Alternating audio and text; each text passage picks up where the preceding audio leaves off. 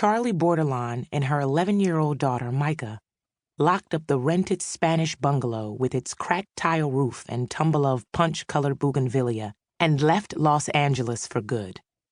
In an old Volvo wagon with balding tires and a broken air conditioner, they followed the black vein of highway, first skirting the edge of Joshua Tree, where the roasted wind roared in their faces, then braving the Mojave Desert.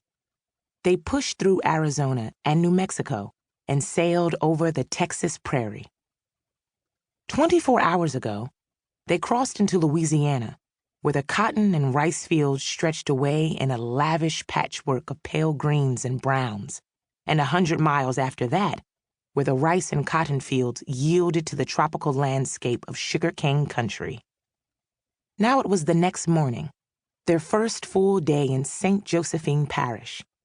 They hadn't seen a house or car since they turned off the old Spanish trail, and the road, which crossed over the Bayou Teche, was leading them farther away from town, farther out into the country, and Charley, who'd never seen real sugarcane before yesterday, thought she should have trusted her instincts, thought that if she just listened to the small voice that whispered, "Take the map," they'd be there by now. Instead, she had listened to her grandmother, Miss Honey, with whom she and Micah now lived. "Put that away," Miss Honey had said at breakfast that morning as Charley spread the map over the kitchen table. "I know how to get there. Just let me get my purse."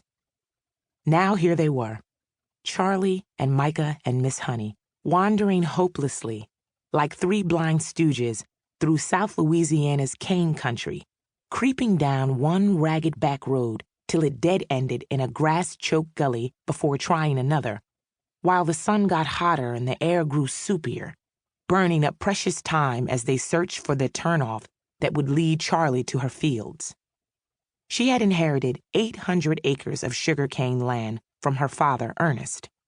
For the last 10 months, she had pored over more aerial photos and assessor's maps than she cared to count, signed documents and placed phone calls. She had planned what she could from a distance. The fields Charley had thought of for almost a year were out there, somewhere. Land she had to get ready for the harvest in October. God help us, she thought. It was 8:45. Charley was supposed to meet Wayne Frazier at 9. The cup of community coffee, with its bitter note of chicory, had made her queasy.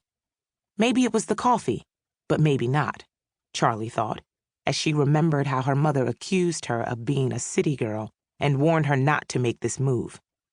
Charley swore her mother was wrong, but now she thought maybe it was true. She was accustomed to measuring distance in freeway off-ramps, not hectares or miles, weighing things in pounds rather than bushels or tons. The only crops she had ever harvested were the mired lemons that hung lazily from the trees along her backyard fence.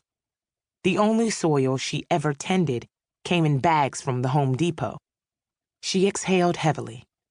If she were a country girl, she thought, she could scan the horizon and know which of these God-forsaken roads led to her fields. But she wasn't a country girl, not even a little.